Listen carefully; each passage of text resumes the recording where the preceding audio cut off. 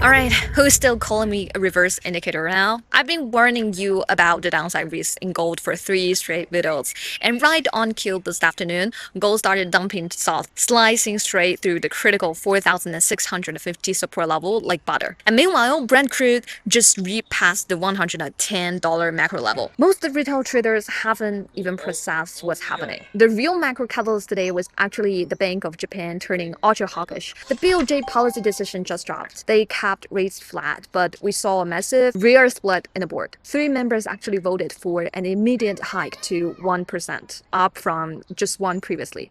And plus, the BOJ aggressively revised their CPI forecasts up to 2.8%. This massively front loads the expectations for a June rate hike. And for gold, this is an absolute macro nightmare. For years, global institutions have been running a yen carry trade, borrowing free yen to lever up on gold and treasuries. Now that Japan is hiking, borrowing costs are spiking, forcing funds to liquidate gold to cover their yen shorts. History is critical clear on this. When the BOJ hikes, gold reverses hard. Gold isn't trading on safe haven flows right now. It's trading purely on rates. Okay, now let's look at US equities. The Nasdaq printed fresh all-time highs again last night. And semis, telecom, and memory chips are still the heavy lifting engines for the bulls. Intel is seeing massive inflows after crushing earnings. Their CPUs are so hot right now. They are literally selling out of defective chips. And Nvidia just smashed past the $5 trillion market cap. But beneath this euphoria, there's a massive red flag you cannot ignore. The VIX, the market's fear gauge, closed at 18.24 and up 1.22% on the day. While the S&P and Nasdaq are reaping to new highs, the VIX isn't dropping. And instead, it's printing higher lows. The market is pumping, but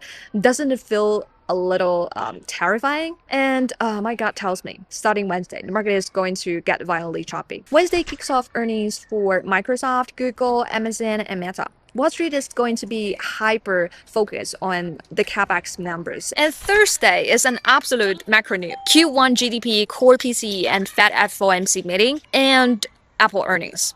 So don't get blinded by the green tape. Goldman Sachs trading desk just issue a massive warning. If the S&P 500 breaks below 6,725 on any sudden bearish catalyst, CTA algos would instantly and ruthlessly flee from net long to net short, and triggering a mechanical $29.9 billion liquidation stampede, add in the massive equity supply coming from the end of Mount pension rebalancing, and the liquidity propping up this market is drying up fast. We're literally walking on this cliff edge. Call me a reverse indicator again if you want. Just treat it as me rambling. The only reason institutional money is still partying right now is built on the blind faith that AI mega caps can defy the macro cycle and print infinite profits. But do not forget, if the Fed comes out and officially take rate cuts off the table, the bond market will puke first, followed by a brutal valuation slaughter intact. And plus, we have the upcoming Fed leadership transition. Historically,